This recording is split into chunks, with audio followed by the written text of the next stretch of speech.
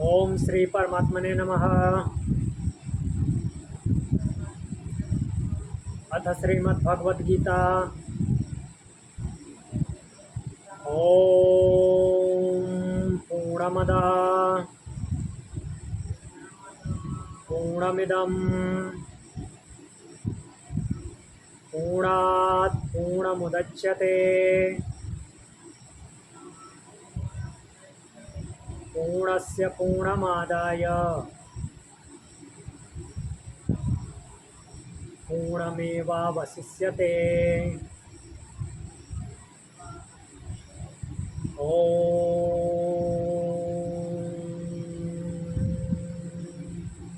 शांति शांति शांति।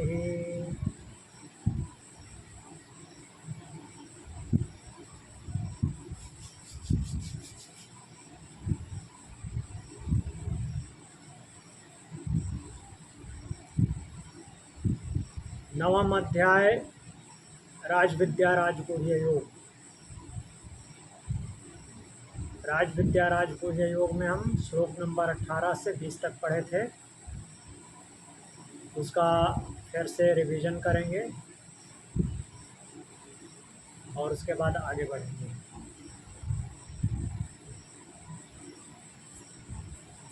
तो 18वें नंबर श्लोक में भगवान बोलते हैं, गतिर्भर्ता प्रभु साक्षी निवासः शरणं सुहृत् प्रभवा प्रलय स्थानं निधानं बीजमव्ययम्।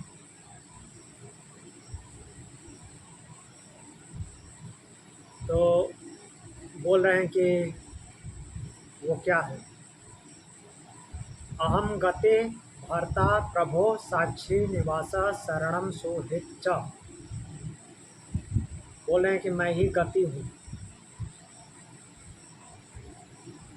भर्ता भरण पोषण करने वाला अर्थात पालन करता हूँ, प्रभो स्वामी, साक्षी साक्षी विटनेस मैं ही हूँ, निवास निवास स्थान सबका निवास स्थान मैं ही हूँ, शरणम शरण हूँ सबको शरण देता हूँ, सुहृत और शुभचिंतक हूँ सबका भला चाहने वाला हूँ। अहम प्रभवः मैं ही उत्पत्ति का कारण हूँ, उत्पत्ति करने वाला मैं हूँ। स्थानम स्थान देने वाला अर्थात बेस प्रदान करने वाला, आधार देने वाला भी मैं ही हूँ। निधानम और आश्रय रहने की जगह मेरे में ही है। अव्ययम बीजम च और मैं ही अविनाशी बीज हूँ, जो व्यय नहीं होता वो बीज मैं ही हूँ, कभी समाप्त नहीं होता।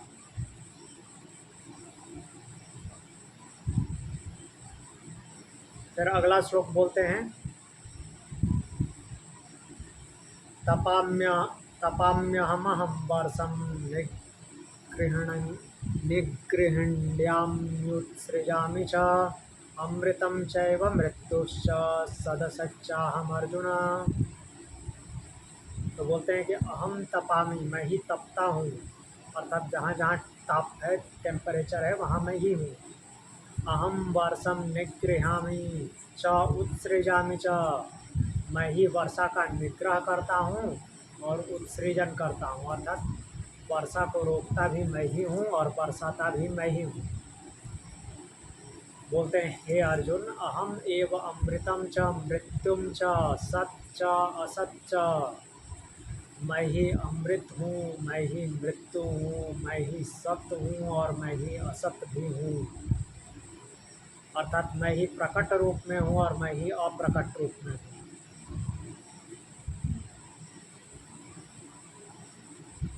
20 नंबर श्लोक बोले हैं, त्रैविद्या मां सोपमापोपपूतपापाय यज्ञैरिष्ट्वा स्वर्गतिं प्रार्थयन्ते ते पुण्यमासाद्य सुरेन्द्रलोकम् अश्नन्ति दिव्यान् दिवि देव भोगान्। त्रैविद्या मां सोमपापूतपापा,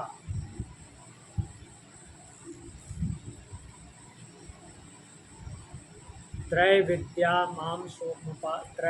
सोमपा भूत पापा माम यज्ञै इष्ट्वा स्वर्गतिं प्रार्थयन्ते। तो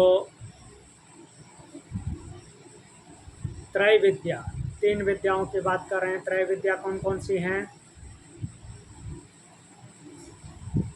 त्रय विद्या क्या है? हेलो, त्रय विद्या, आवाज नहीं आ रही? हाँ आई। हाँ, तो त्रय विद्या क्या है?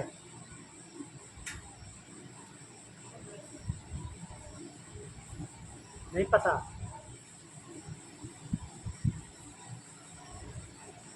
क्योंकि बोलिए आवाज कट हो गई। त्रय विद्या, त्रय विद्या क्या है?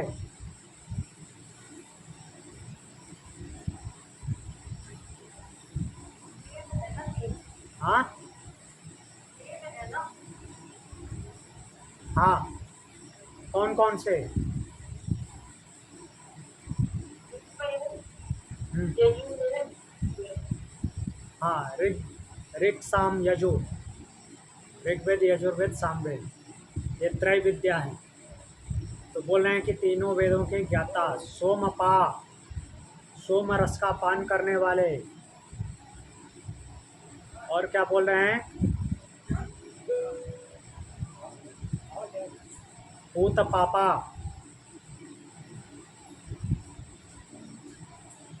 पूत पापा मतलब जो जिनके पाप समाप्त हो गए हैं, पाप समाप्त होकर के शुद्ध हुए। माम यज्ञ इष्ट्वा स्वर्गतिम प्रार्थयन्ते।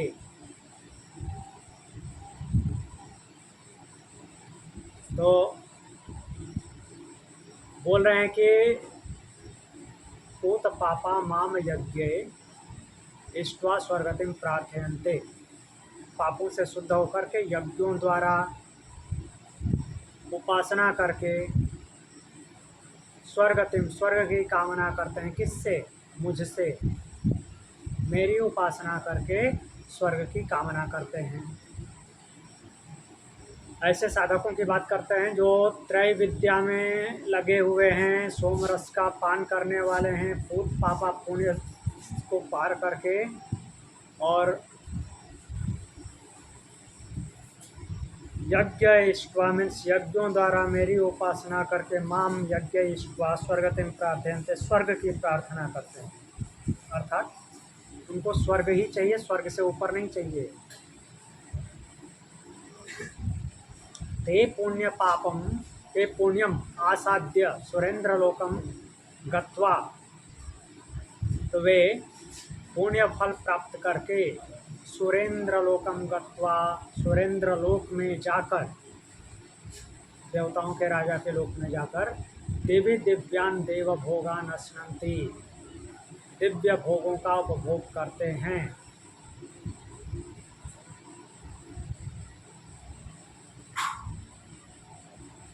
तो इसके आगे आज पढ़ेंगे फिर 21 नंबर श्लोक।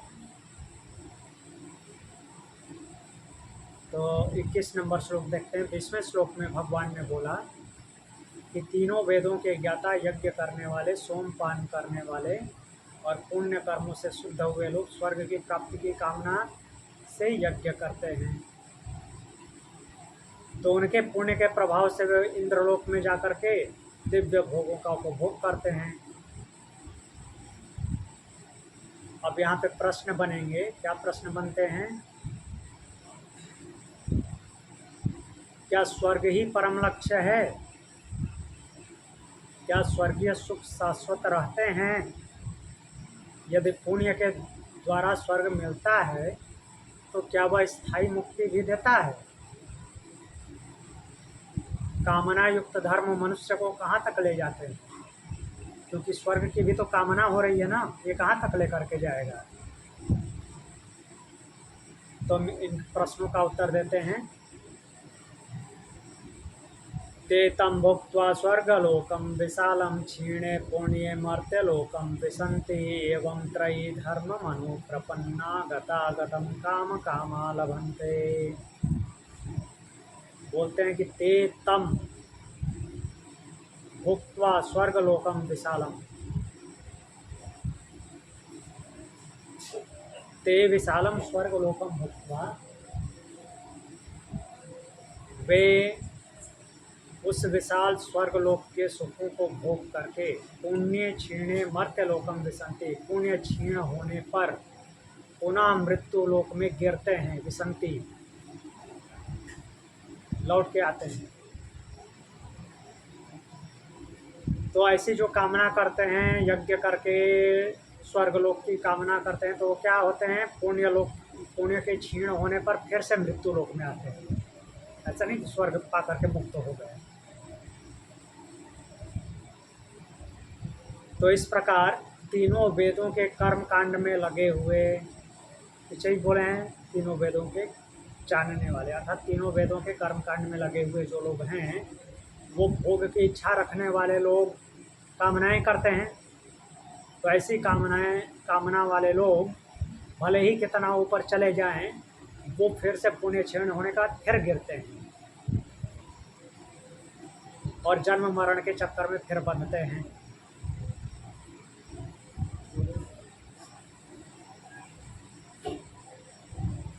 तो भगवान यहाँ स्पष्ट करते हैं कि कामना से प्रेरित धर्म, चाहे वह वैदिक और पुण्य युक्त ही क्यों ना हो, कितना भी अच्छे कर्मों वाला हो, लेकिन अगर कामना है तो संसार चक्र में बंधा ही रहेगा, मुक्त नहीं होगा।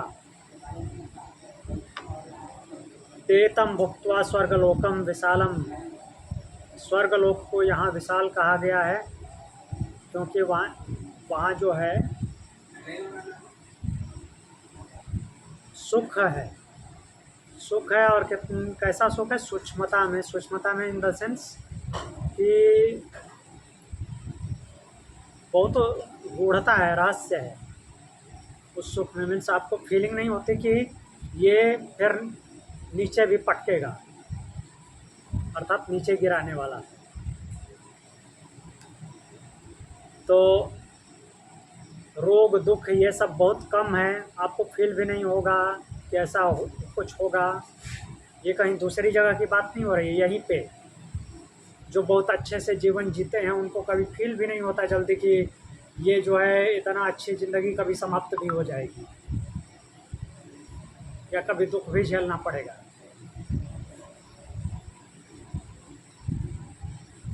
और इंद्रिय भोग अत्यंत आकर्षित करते हैं।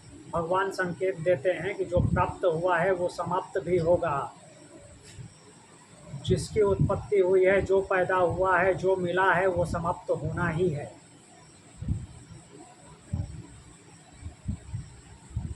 क्षीणे पुण्य, तो क्या बोल रहे हैं, क्षीणे पुण्य, पुण्य के क्षीण होने पे पुण्य भी प्राप्त हुआ है, वो भी क्षीण होगा।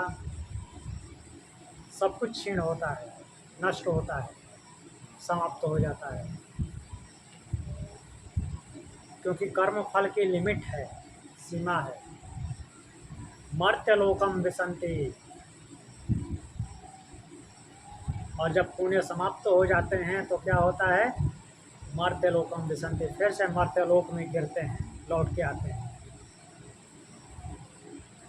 तो क्या बताना चाह रहे हैं भगवान, स्वर्ग मोक्ष नहीं है, स्वर्ग से मोक्ष नहीं मिलता, वह केवल उच्चतर भोग भूमि है, अच्छे अच्छे भोग भोगते हैं वहाँ पे। वो भी अस्थायी विश्राम स्थल है, अस्थायी जगह है, परमानेंट नहीं है। त्रय धर्म मनुप्रपन्ना, त्रय धर्म, तीन धर्म की बात, मतलब तीन वेदों की बात कर रहे हैं, ऋग्वेद, यजुर्वेद, सामवेद। तो इनमें जो वर्णित सकाम कर्म योग है, जिसकी वजह से सारा कामना कर रहा है, डिजायर, इच्छा व्यक्त कर रहा है, ये चाहिए, स्वर्ग की कामना किया है, तो भगवान उसका निषेध नहीं कर रहे हैं कि ये गलत है, ये नहीं बोल रहे हैं, लिमिट बता रहे हैं, उसकी सीमा है, मुक्त नहीं करता वो। कर्म कांड जो है मन को, हाँ, आपको शुद्ध करेंगे, अच्छे मार्ग पे ले जाएंगे, पुण्य दे सकते हैं, स्वर्ग दे सकते हैं, मीन्स अच्छा लाइफ स्टाइल दे सकते हैं, अच्छा अच्छा जीना, अच्छा अच्छा भोग आपको प्राप्त होगा, किंतु उसके पीछे कामना है, और जहाँ पे कामना है वो मुक्त नहीं कर सकता। जहाँ पे कामना है आपको वहाँ से मुक्ति नहीं हो सकती। मुक्ति के लिए कामनाओं से मुक्त होना पड़ेगा। काम कामा, तो जो कामनाओं की कामना करते हैं, ये मिल जाए वो मिल जाए, ऐसे रहूं वैसे रहूं, ये कामना करते हैं, अर्थात इच्छा पूरी हुई फिर नई इच्छा उत्पन्न हो जाती है। सुख मिलता है और अधिक सुख की इच्छा चाहिए। सुख शब्द क्यों आया है? क्योंकि उससे पहले कुछ ऐसा था जो वैसा नहीं था, उससे कष्टदायी था, जिसको हम दुख बोलते हैं। तो जो मिला अब उससे भी अच्छा चाहिए। तो इस तरह से संसार चक्र चलता है।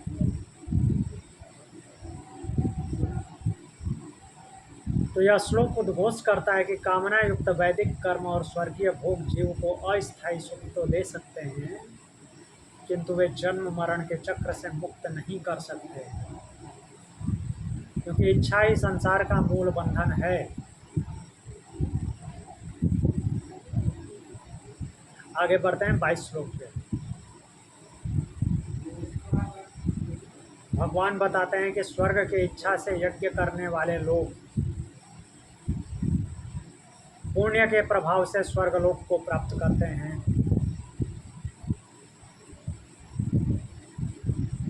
किंतु पुण्य क्षीण हो जाने पर पुनः मृत्युलोक में लौट आते हैं।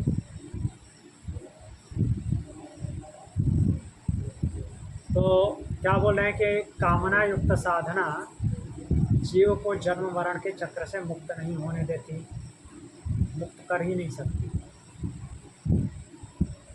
अब यहाँ पे प्रश्न बनते हैं कि यदि सकाम उपासना सीमित फल देती है, सकाम उपासना, सकाम मतलब कि कामनाओं से युक्त, जहाँ पे कामनाएं हैं, अगर वो लिमिटेड फ्रूट देती है, तो निष्काम और अनन्य भक्ति का फल क्या है? अगर सकाम उपासना का फल सीमित है, लिमिट में है, तो निष्काम और अनन्य भक्ति, अनन्य मीन्स जो कहीं और नहीं जाता, किसको छोड़ करके? परमात्मा को छोड़कर। तो जो साधक केवल भगवान को ही अपना लक्ष्य बना लेता है, उसका पालन कौन करता है? उसका काम कैसे चलेगा? और कोई कामना नहीं करेगा। कामना करता है तभी तो काम करता है, ऐसा हम पहले भी देखे हैं। बट भगवान उसको उसका क्लैरिफिकेशन दिए हैं कि ऐसा हो ही नहीं सकता कि कर्म करो। बट प्रश्न बनता है कि संसार में रहते हुए परमात्मा पर पूर्ण निर्भरता संभव है क्या? क्या ईश्वर वास्तव में अपने भक्तों की आवश्यकताओं का भार उठाते हैं? तो अब क्या बोलते हैं भगवान? अनन्याश्चिन्तयन्तो मां ये जनाः पर्युपासते तेषां नित्याभियुक्तानां योगक्षेमं वहाम्यहम्। बोलते हैं, ये जनाः अनन्याः सन्तः मां चिन्तयन्तः पर्युपासते। जो लोग अनन्य भाव से निरंतर मेरा चिंतन और उपासना करते हैं, इस परमात्मा का चिंतन और उपासना करते हैं, तेषां नित्याभियुक्तानां योगक्षेमम् अहं वहामि। उन सदा नित्य युक्त रहने वालों का, जो कि सदा मेरे में ही युक्त रहते हैं, उनका योगक्षेम अहम वहामि, योगक्षेम मैं वहन करता हूँ। योगक्षेम मैं वहन करता हूँ, तो सोचने की जरूरत नहीं पड़ती कैसे वहन करते हैं। कहीं दिखता तो है नहीं वो, तो देखते हैं कैसे वहन करते हैं।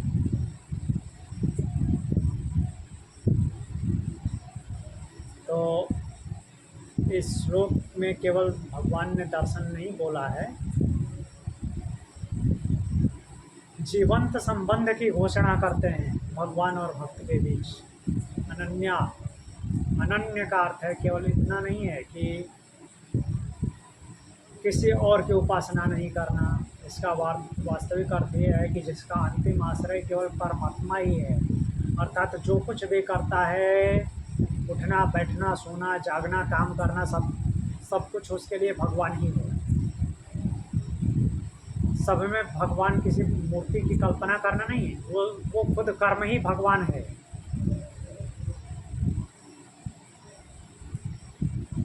तो और जिसकी चेतना अनंत अनंत अनेक आश्रयों में बिखरी हुई है, अलग अलग जगहों पे, ये पर्टिकुलर चीज़ के लिए ये देवता है, इस चीज़ के लिए ये देवता, और वहीं पे जा कर के उसकी कामना पूरी होगी, ऐसा जो सोचता है, तो उसके अलावा उसके मीन्स अगेंस्ट नहीं, मीन्स उसके अलावा भगवान बोल रहे हैं कि जो अनन्य है, जो परमात्मा के अलावा कहीं और आश्रय नहीं लेता,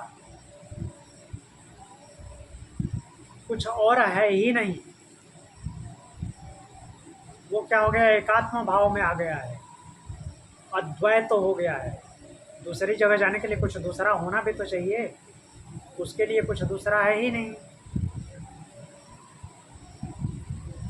तो वो परम सत्य ही उसके जीवन का केंद्र बन गया है। सब में वो और उसमें सब, उसको वही दिखाई देता है।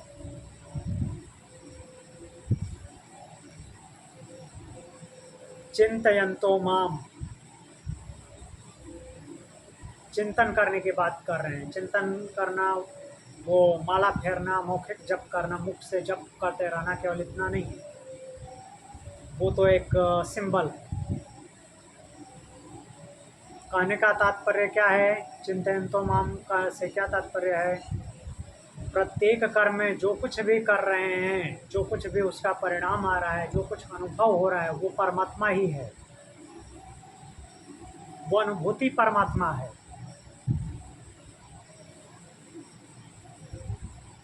तो जैसे कि पहले 7वें अध्याय में बताए थे, जल में रस मैं हूँ, अर्थात जितने भी लिक्विड हैं, पेय पदार्थ हैं, उसमें जो टेस्ट आ रहा है वो मैं हूँ। अग्नि में प्रकाश ताप जो है वो मैं हूँ। तो वही जो कुछ भी कर रहे हैं और कर्म से जो अनुभूति हो रही है, वो अनुभूति वो परमात्मा है।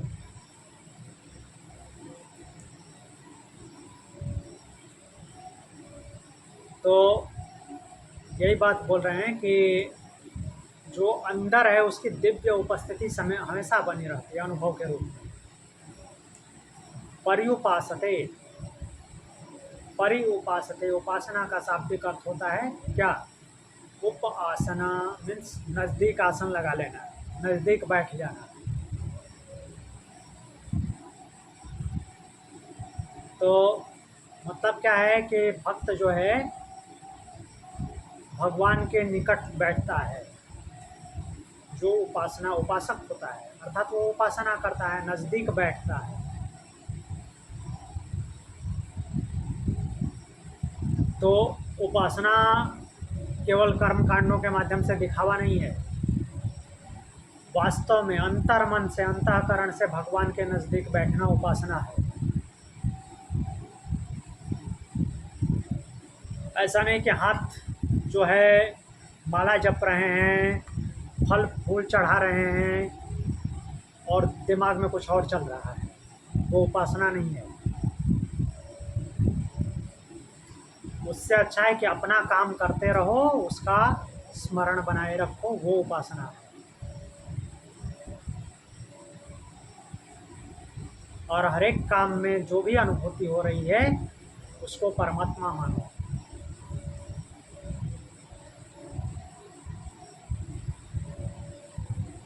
तो प्रेम, श्रद्धा, समर्पण और आत्मनिवेदन, अपना निवेदन, सब कुछ मेरे साथ अच्छा हो, मैं अच्छे रास्ते पे चलूँ, मेरे साथ भी अच्छा हो, ऐसी कामना के साथ उसके साथ उसके निकट बैठना, इसको उपासना बोलते हैं। नित्याभियुक्ता नाम,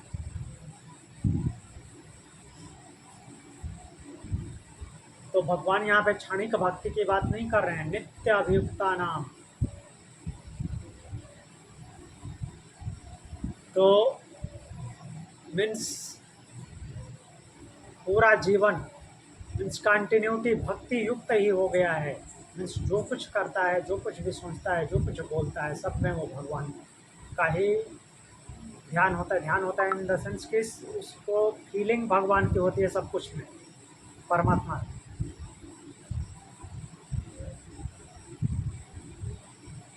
तो जो परिस्थिति बदलने पर भी ईश्वर को नहीं छोड़ता, ऐसा नहीं कि सुख आया तो भूल गया, दुख आया तो भगवान भगवान।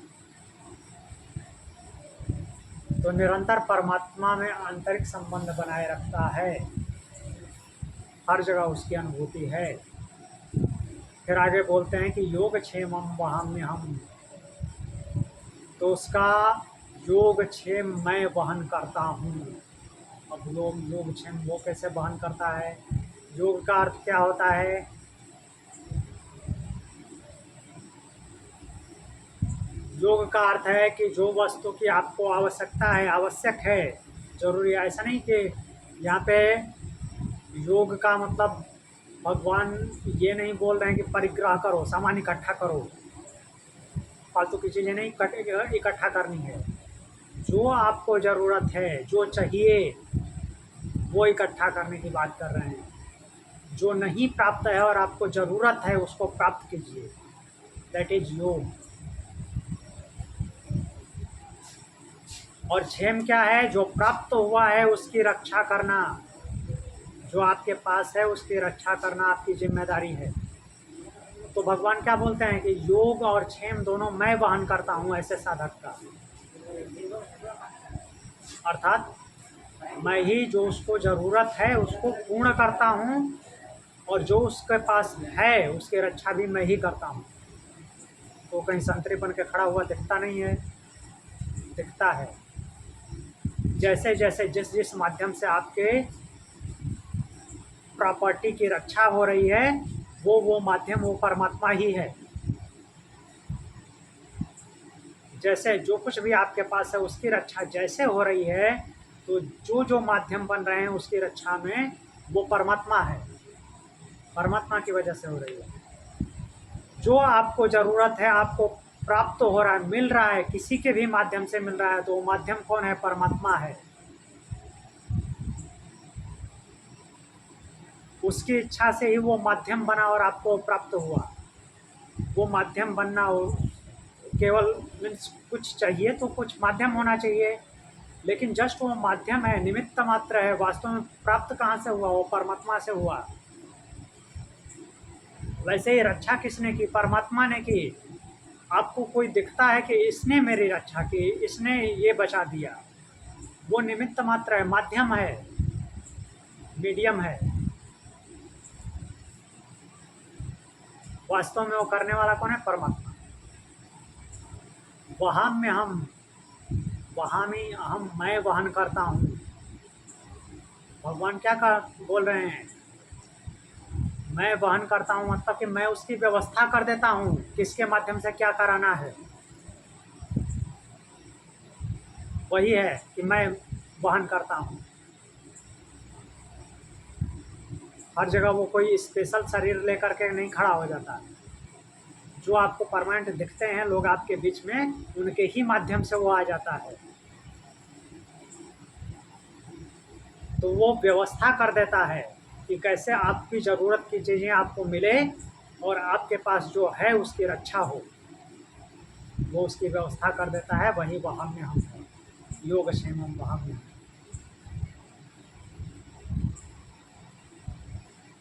तो यह श्लोक उद्घोष करता है कि जो साधक अनन्य भाव से परमात्मा का निरंतर स्मरण उपासना करते हैं, जीवन की आवश्यकताओं, जीवन में जो चीज़ ज़रूरी है उनकी आवश्यकताओं की पूर्ति होती है, और संरक्षण का भार में जो कुछ है उसके पास उसकी रक्षा भी होती है, उसकी व्यवस्था भगवान कर देता है, और उसमें अनन्य भाव है। तो और श्रद्धा की बात पहले बोल चुके हैं भगवान, श्रद्धावान लभते ज्ञानम, तो श्रद्धा हर चीज़ में होनी चाहिए। इसके लिए श्रद्धा त्रय विभाग योग आएगा 17वां अध्याय। तो जब श्रद्धा ही नहीं है, जब भरोसा ही नहीं है कि ऐसा होगा, पहले से ही दिमाग रिजेक्ट कर दिया है ये मुझे तो मिलेगा ही नहीं, तो नहीं मिलेगा, कैसे मिलेगा, ये मेरे पास है चला जाएगा, कोई हड़प लेगा कोई लूट लेगा, पहले से ही दिमाग में घुसा हुआ है कोई लेके चला जाएगा तो चला जाएगा। तो इसलिए वो उपासना की बात कर रहे हैं, निकट बैठने की बात कर रहे हैं, अनन्य भक्ति की बात कर रहे हैं। जो ऐसा करता है उसका योगक्षेम मैं वहन करता हूँ, वो व्यवस्था कर देता है उसके, मीन्स आपकी जो ज़रूरत है उसको पूरा करने की, और जो है उसकी रक्षा करने की व्यवस्था हो जाती है। कोई ना कोई माध्यम बनता है, और वो माध्यम बनता है लेकिन करने वाला कौन है? परमात्मा।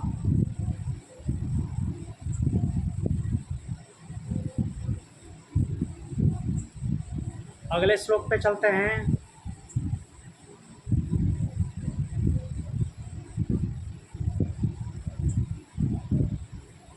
तो 22वें श्लोक में भगवान ने बोला कि अनन्य भक्तों के प्रति अपनी करुणा का आश्वासन देते हुए वो बोलते हैं कि साधक केवल उनका ही चिंतन करते हैं, निरंतर उनसे जुड़े रहते हैं और अनन्य भाव से उनकी उपासना करते हैं, तो उनके योगक्षेम का भार स्वयं भगवान वहन करते हैं, अर्थात उसकी व्यवस्था कर देते हैं।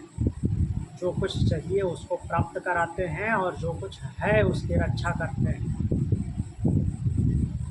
रक्षा करते हैं इन द सेंस रक्षा कराते हैं, किसी न किसी को माध्यम बना के वो रक्षा कर देते हैं।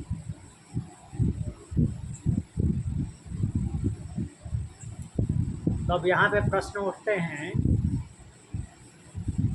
कि यदि भगवान ही सबके परम आश्रय हैं तो अन्य देवताओं की उपासना का क्या स्थान है? जो अन्य देवताओं की उपासना करते हैं वो फिर कहाँ, मीन्स किस स्थिति में आते हैं? क्या विभिन्न देवताओं की पूजा अलग अलग सत्य तक ले जाती है, वहाँ उसके पास नहीं ले जाती, कहीं अलग ले जाती है क्या? क्या अन्य देवताओं की उपासना भी अंततः उसे परमात्मा तक पहुँचाती है? और फिर अविधि पूर्वक कहने का क्या तात्पर्य है कि ये उपासना अविधि पूर्वक है? तो इसी को श्लोक के माध्यम से देखते हैं। ये प्यन्य देवता भक्ता यजन्ते श्रद्धयान्विताः तेऽपि मामेव कौन्तेय यजन्त्यविधिपूर्वकम्।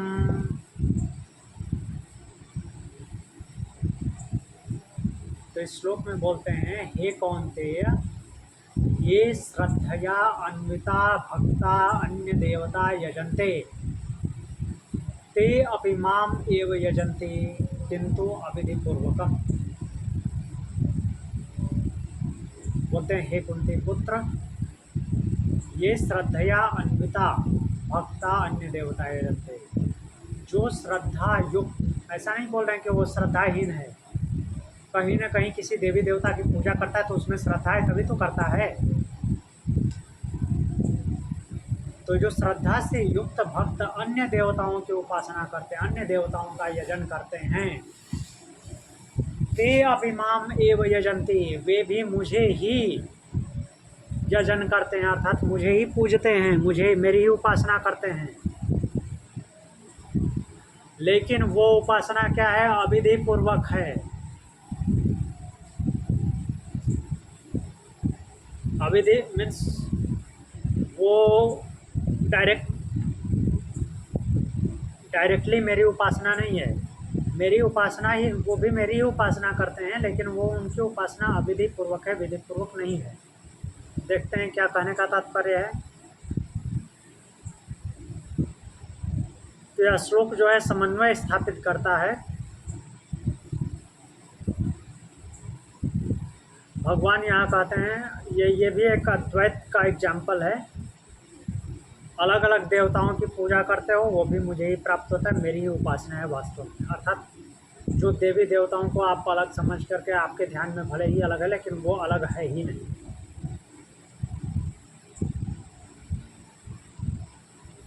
तो बोलते हैं कि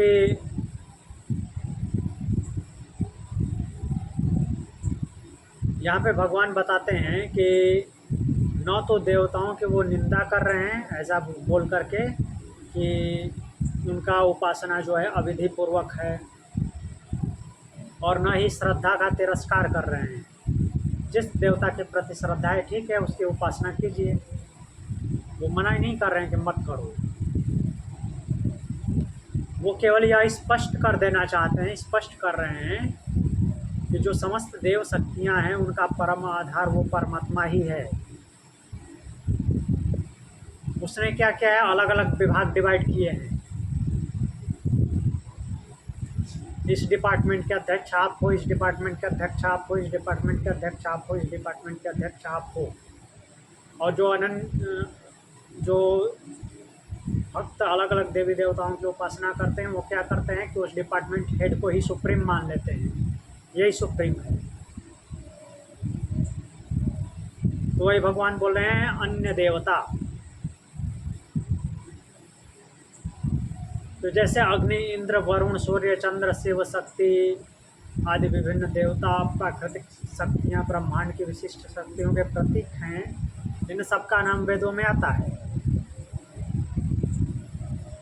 तो इन सबका नाम आता है, उसको पढ़ने वाले भी लोग क्या समझते हैं कि इनकी उपासना है। इनकी उपासना नहीं है, इनके माध्यम से उसकी उपासना है।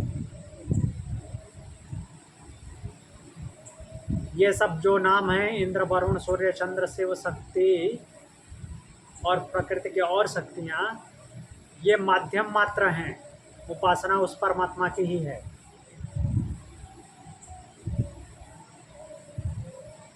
बट लोगों के दिमाग में घुस जाता है कि नहीं इनकी ही उपासना होती है। इनकी उपासना नहीं है। श्रद्धया अन्विता, तो भगवान यह नहीं कहते कि उनकी श्रद्धा व्यर्थ है। वे स्वीकारते हैं कि उनकी उपासना में श्रद्धा है, श्रद्धा है तभी उपासना कर रहे हैं। तो फिर आगे बोलते हैं कि ते अपि मामेव यजन्ति, बोलते हैं कि वे भी मेरी ही उपासना करते हैं, मेरा ही यजन करते हैं, क्योंकि सारी देव शक्तियों का आधार वही परमात्मा है। जितने भी नाम हैं, रूप हैं, सभी नाम रूप उसी से प्रकाशित हैं, और सारी उपासनाओं का अंतिम केंद्र वही है। अविधि पूर्वकम, तो इसका अर्थ गलत पूजा नहीं है। जो अविधि पूर्वकम शब्द है, तो इसका भगवान ये मतलब नहीं बता रहे हैं कि ये गलत है। कहने का तात्पर्य ये है कि पूर्ण ज्ञान नहीं है, तत्व ज्ञान नहीं है कि उपासना होनी किसकी चाहिए और मैं कर किसकी रहा हूँ या रही। तो उसने जो मीडियम है, जो माध्यम है, उसको ही सुप्रीम मान करके उसी की उपासना कर दी, तो वो अविधि पूर्वक है। अर्थात उपासक देवता को परम सत्य मानकर रुक जाता है, वही परम सत्य है ऐसा मान लेता है, जबकि परम सत्य तो वो परम है। उसके पीछे स्थित अखंड ब्रह्म तत्व को वो नहीं पहचान पाता, उसकी लिमिट वहीं तक है, नाम और रूप वाले के पास तक। तो यह श्लोक उद्घोष करता है कि श्रद्धापूर्वक अन्य देवता की उपासना करने वाले भी वास्तव में उसी परमात्मा की उपासना करते हैं, किंतु जब तक वे देवताओं के पीछे स्थित उस अखंड ब्रह्म तत्व को नहीं पहचानते, तब तक उनकी उपासना वो पूर्ण तत्व ज्ञान युक्त नहीं है, अर्थात मुक्त करने वाली नहीं है। एक और श्लोक देख लेते हैं। 24वें श्लोक, हाँ 23वें श्लोक में भगवान ने स्पष्ट किया कि जो श्रद्धा पूर्वक अन्य देवताओं की उपासना करते हैं वे भी वास्तव में उसी परमात्मा की उपासना करते हैं, किंतु वे तत्व ज्ञानी न होने के कारण तत्व ज्ञान के अभाव में परम सत्य को पूर्ण रूप से नहीं पहचानते हैं। अब यहाँ पे प्रश्न बनते हैं कि यदि सभी उपासनाएं अनंत परमात्मा तक ही पहुँचाती हैं तो फिर तत्व ज्ञान का महत्व क्या है? जब सारी उपासना उसके तक पहुँचा ही देती है तो तत्व ज्ञान का क्या महत्व है? क्या केवल श्रद्धा पर्याप्त है या परम सत्य का यथार्थ ज्ञान भी आवश्यक है? समस्त यज्ञों का वास्तविक भोक्ता कौन है? और यदि साधक परमात्मा को तत्व से नहीं जानता, कोई जरूरी तो नहीं है कि साधक परमात्मा को तत्व से जाने, तो अगर वो तत्व से नहीं जानता तो उसका परिणाम क्या होता है? तो इन प्रश्नों का समाधान करते हुए भगवान उद्घोष करते हैं कि समस्त जो यज्ञ हैं उनके वास्तविक भोक्ता और स्वामी कौन है? परमात्मा है। किंतु तत्व ज्ञान के अभाव में साधक पुनः संसार चक्र में पड़ जाता है, अर्थात जन्म मृत्यु के चक्र में पड़ा रहता है।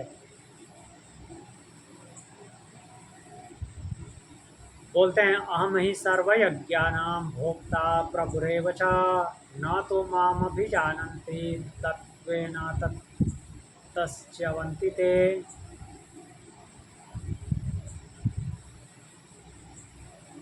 तो बोलते हैं कि अहम ही सर्वयज्ञानां भोक्ता च प्रभु एव च, मैं ही समस्त यज्ञों का वास्तविक भोक्ता और स्वामी हूँ। सर्वयज्ञानां भोक्ता च प्रभु में स्वामी, बोल रहे हैं कि मैं हूँ। किंतु ते माम तत्वेन न अभिजानन्ति, किंतु जो लोग मुझे तत्व से नहीं जानते हैं, अतः ते च्यवन्ति, तो वे क्या होते हैं? जो मुझे तत्व से नहीं जानते वे च्युत हो जाते हैं। च्युत हो जाते हैं मतलब कि उस हायर लेवल तक, अर्थात मेरे तक नहीं पहुंच पाते।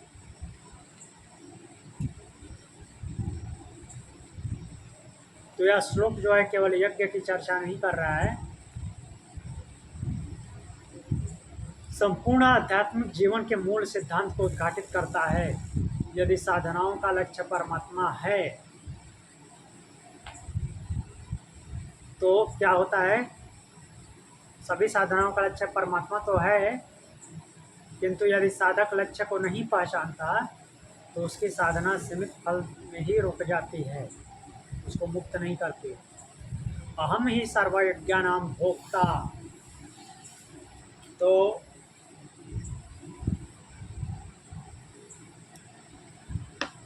मनुष्य क्या सोचता है? मैंने यज्ञ किया, मैंने दान दिया, किंतु भगवान क्या बोल रहे हैं कि उन सबका वास्तविक भोक्ता मैं हूँ।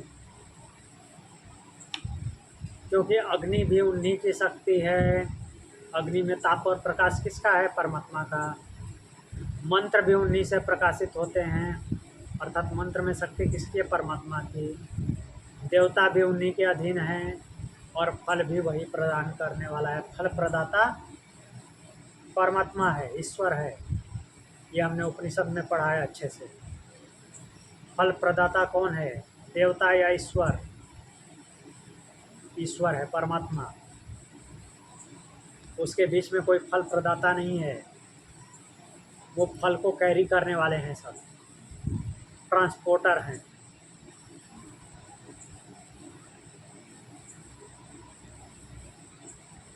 प्रभुरेव च, तो प्रभुरेव च भगवान बोलते हैं कि वो केवल भोक्ता ही नहीं है, समस्त यज्ञों के प्रभु हैं, अर्थात स्वामी हैं। तो कहने का तात्पर्य है कि सारे नियम, सारी व्यवस्था, सब कुछ उन्हीं का है। कर्म फल का विधान उनके ही अधीन है।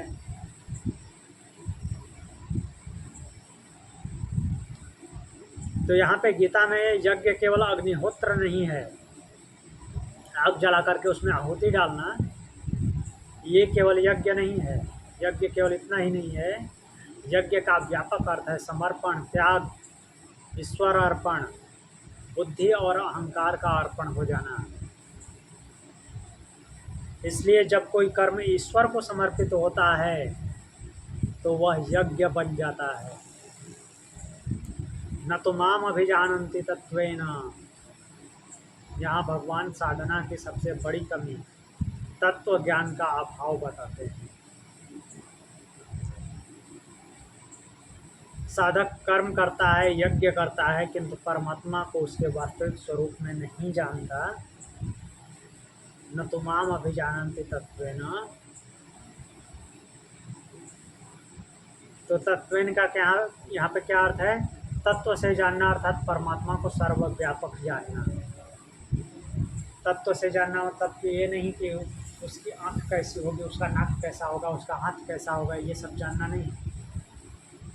वो बाद में पढ़ लेंगे कि कैसा होगा, आगे आएगा चैप्टर में। तो उसको सर्वव्यापक रूप में जानना अर्थात सब में वही है। सब में का मतलब कि केवल प्राणियों में नहीं, प्राणियों के अलावा भी जो कुछ है उसमें भी वही है।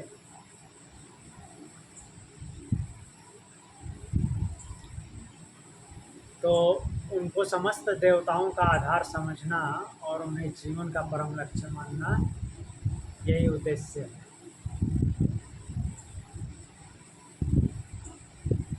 अतः च्यवंती ते, च्युत हो जाते हैं। च्यवंती का अर्थ है केवल पतन से इसका रिलेशन नहीं है। च्यवंती कि आपका पतन हो जाएगा। यहाँ अर्थ है सीमित फल में रुक जाना।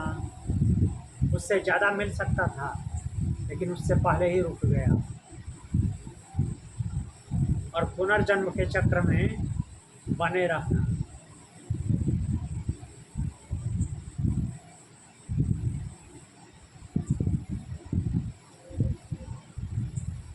तो यहाँ पे बताते हैं कि च्यवंती का मतलब क्या होता है। मुक्ति से वंचित हो जाना, क्योंकि साधना का लक्ष्य अभी पूरा नहीं हुआ है, सीमित है। तो यह श्लोक उद्घोष करता है कि समस्त यज्ञों और उपासनाओं के वास्तविक भोक्ता और स्वामी परमात्मा ही है, किंतु जो साधक उन्हें तत्व से नहीं पहचानते वे सीमित फलों में रुककर पुनः संसार चक्र में आते जाते रहते हैं, प्रवृत्त हो जाते हैं। तो आज की कक्षा को यहीं पे विराम देंगे। 4 श्लोक हमने देखे। कुछ पूछना है? नहीं? चलिए 4 श्लोक का रिवीजन करेंगे और फिर कक्षा का समापन करेंगे।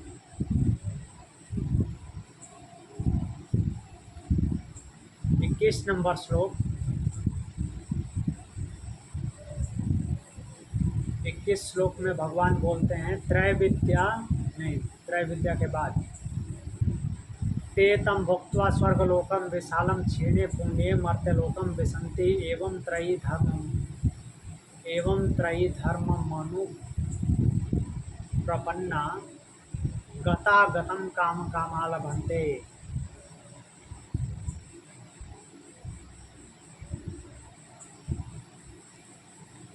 तो बोलते हैं कि ते विशालम स्वर्गलोकम भुक्त्वा, वे विशाल स्वर्गलोक को भोग करके कौन? जो त्रय विद्या में रहते हैं, सोमरस का पान करते हैं, वे पुण्यों के क्षीण होने पर मृत्युलोकम विसंत, मृत्युलोक में गिरते हैं।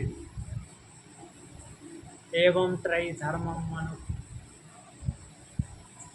प्रपन्ना काम कामा गतागतम लभन्ते।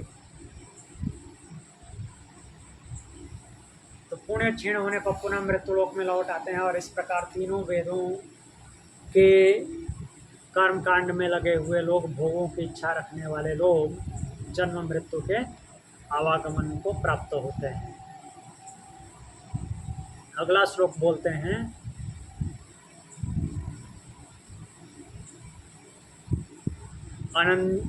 अनन्याश्चिन्तयन्तो मां ये जना पर्युपासते तेषां नित्याभियुक्तानां योगक्षेमं वहाम्यहम्। बोलते हैं कि जो अनन्य भाव से निरंतर मेरा चिंतन करते हुए मेरी उपासना करते हैं, उन सदा मुझ में स्थित रहने वाले भक्तों को क्या करता हूँ, अप्राप्य की प्राप्ति और प्राप्त हुए की रक्षा करने, ऐसा मैं ही करता हूँ, अर्थात ऐसा होने की व्यवस्था कर देता हूँ।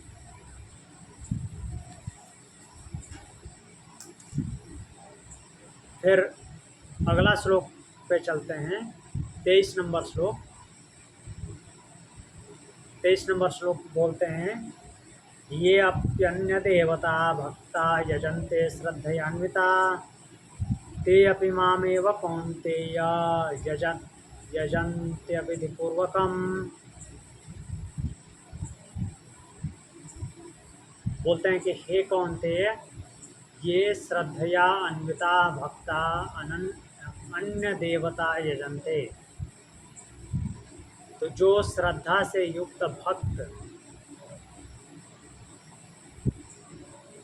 अन्य देवताओं की उपासना करते हैं, वे वास्तव में मेरी ही उपासना करते हैं, किंतु उनका वो उपासना पद्धति क्या है, विधि पूर्वक नहीं है, अविधि पूर्वक है।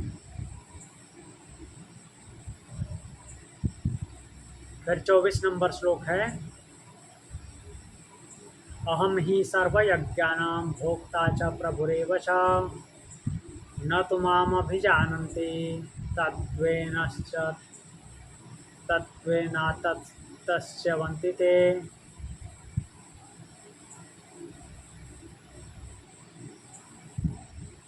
तो इस श्लोक में बोलते हैं भगवान की, अहम ही सर्वयज्ञानां भोक्ता च प्रभुरेव च, मैं ही समस्त यज्ञों का वास्तविक भोक्ता और स्वामी हूँ, प्रभु। किंतु ते माम तत्वेन न अभिजानन्ति अतः ते च्यवन्ति, किंतु वे लोग मुझे तत्व से नहीं जानते, इसलिए वो क्या हो जाते हैं, च्यवन्ति, च्युत हो जाते हैं।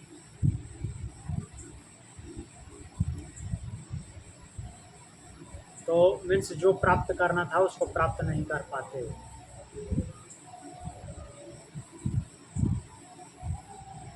और नहीं ऐसा होता तो फिर क्या होता है, पुनर्जन्म लगा रहता है।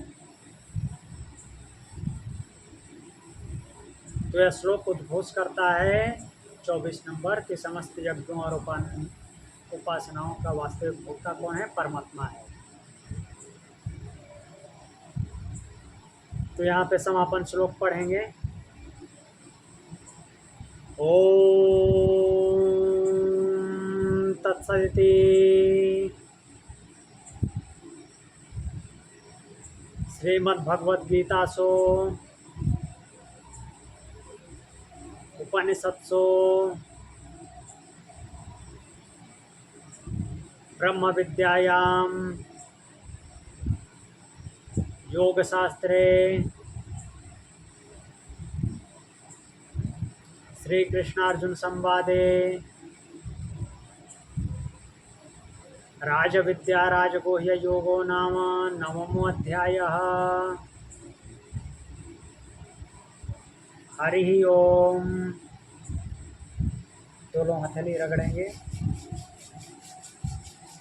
हाथ पे रखेंगे, हाथ हटाएंगे। ओम शांति। कल की कक्षा में फिर मिलते हैं।